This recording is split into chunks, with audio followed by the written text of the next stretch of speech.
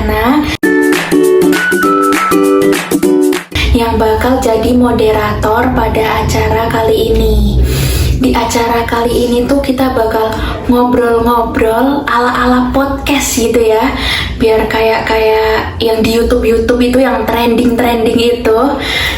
Kalau di video sebelumnya kan kita bikin video komunikasi perawat dengan pasien berkebutuhan khusus. Terus ada komunikasi perawat dengan pasien gagal ginjal. Ada lagi komunikasi dengan pasien remaja gitu ya guys.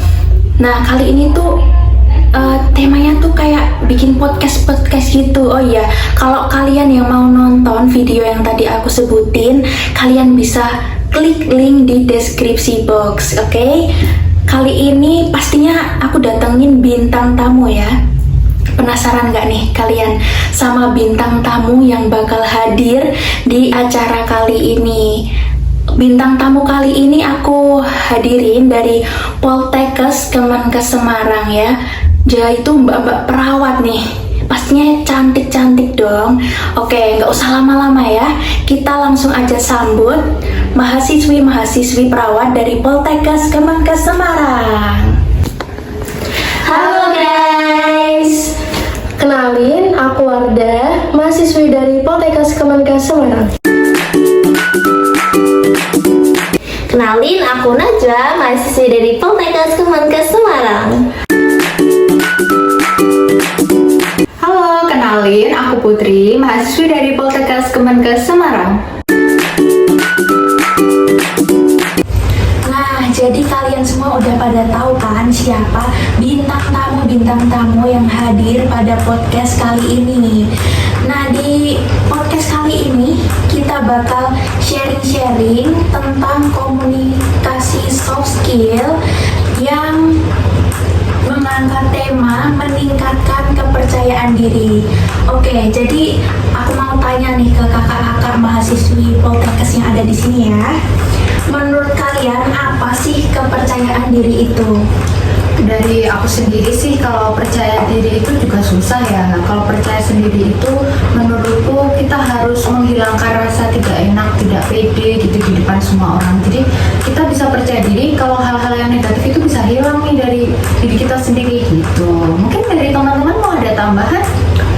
Kalau dari aku sendiri itu Kak, kepercayaan diri itu suatu kepercayaan dari diri kita sendiri atau dari suatu kemampuan diri kita yang bisa dapat dipergunakan dengan tepat gitu, dengan baik. Wah, jadi berarti kepercayaan diri itu penting ya buat setiap orang gitu ya? Iya dong, pasti.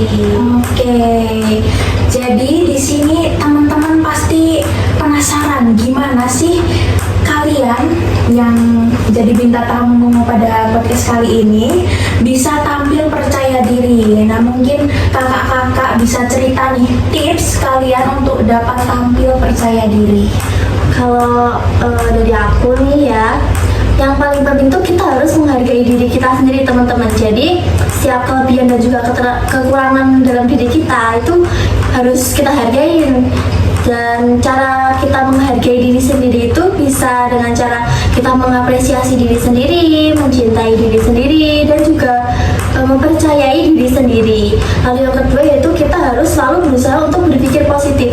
Karena dengan berpikir positif ini kita dapat mempengaruhi bagaimana cara kita berperilaku, dan sebaliknya jika kita dipenuhi oleh pikiran negatif itu akan berdampak buruk bagi kita.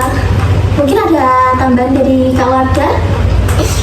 Kalau menurut saya nih Kak ya, meningkatkan kepercayaan diri itu kita tuh harus mendapatkan bimbingan dan dukungan kepada seseorang, dan kita tuh harus mengungkapkan isi perasaan kita dan kekhawatiran kita kepada seseorang terdekat kita, terpercaya kita gitu. Dan mungkin kita dapat mencoba hal-hal yang membuat kita itu takut gitu, hal-hal baru gitu.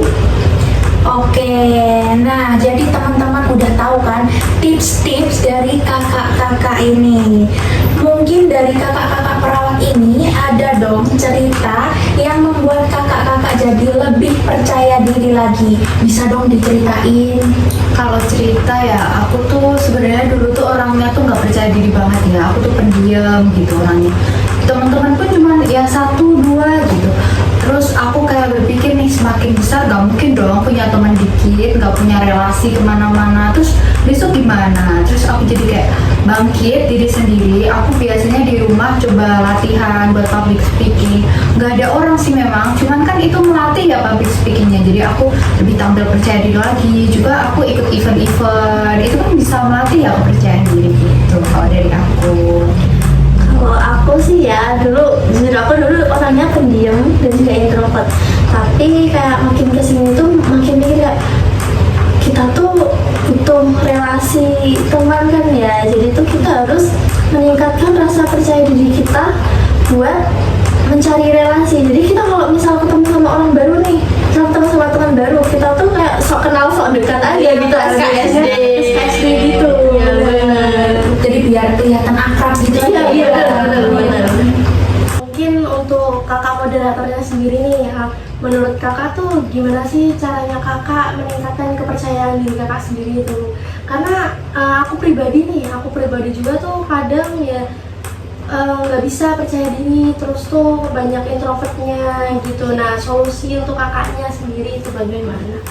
Kalau aku sih sama juga ya kayak kalian, aku tuh dulu introvert, bahkan introvert banget dari aku SMP, SMA gitu kan. Jarang aku tuh kayak ngobrol-ngobrol sama teman kalau nggak diajakin ngobrol duluan gitu. Kenalan juga kalau nggak ada yang ngajak kenalan, diem aja di kelas gitu kan. Tapi aku mikir semakin dewasa gitu ya, kalau aku cuman kayak gitu terus, di titik itu terus, aku nggak bakal berkembang gitu, nggak bakal upgrade gitu diri aku.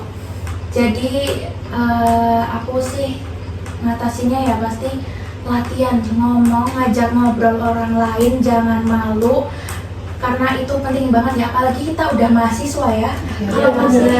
Kalau masih malu-malu gitu buat ngomong di depan umum gitu, kayaknya itu bakal jadi masalah besar buat kita ya. Apalagi kalau misalnya kita suatu saat pasti akan menghadapi skripsi gitu kan ya. Kalau nggak berani ngomong, nggak berani ngobrol-ngobrol gitu, apalagi sama dosennya gitu, gimana dong? Jadi harus dirubah.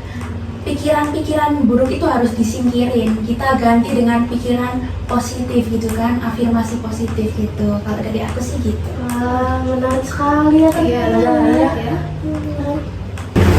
Oke, jadi aku mau tanya satu hal nih ke kakak-kakak yang ada di sini. Jadi aku penasaran banget. Kan kakak-kakak di sini tuh adalah mahasiswi di salah satu kampus yang katanya mendadak dan mendidik, ya kan? Nah, gimana sih cara kalian mengatur proses pembelajaran selama di kampus?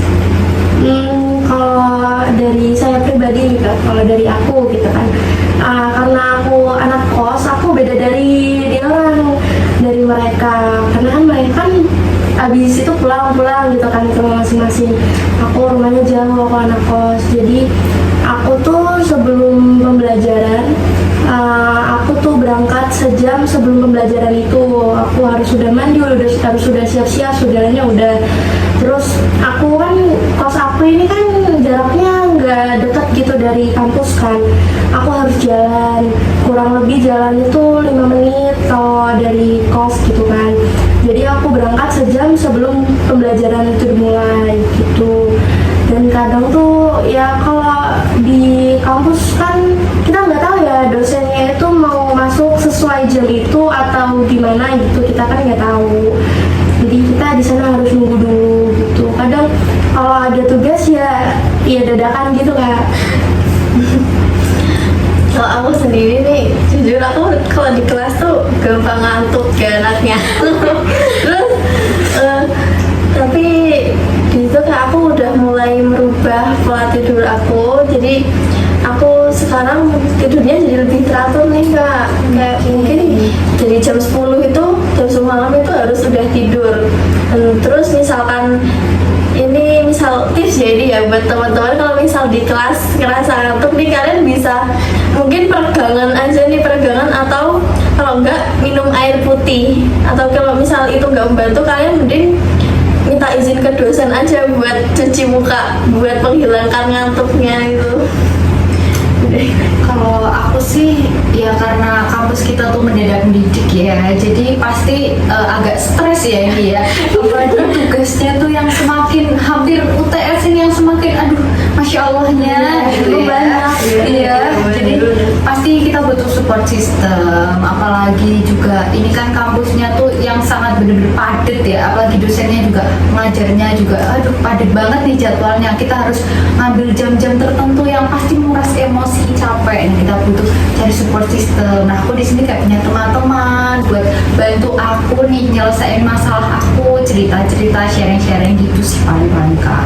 Oke guys, jadi gitu tuh.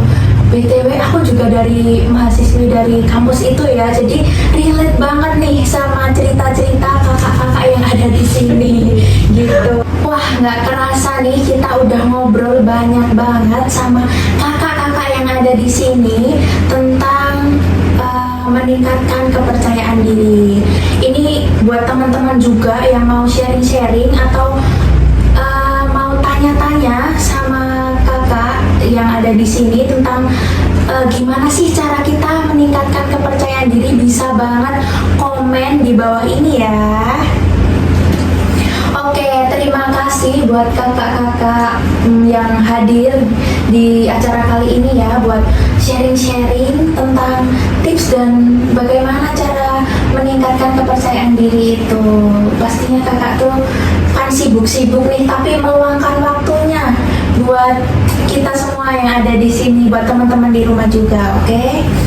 Nah, kalian semua nih yang mau tanya-tanya ke kakak-kakak di sini secara pribadi ya, kalian bisa cek IG kakak-kakak di bawah ini, oke? Jangan lupa di follow juga kalau kalian mau tanya, oke? Aduh, sayang banget nih, kita udah sampai di penghujung acara. Dan juga terima kasih buat kalian yang udah nonton dari awal sampai akhir tanpa di skip gitu ya. Kalau gitu kita mau say bye-bye dulu nih ke teman-teman yang nonton. Oke, bye. See you next time guys. See you.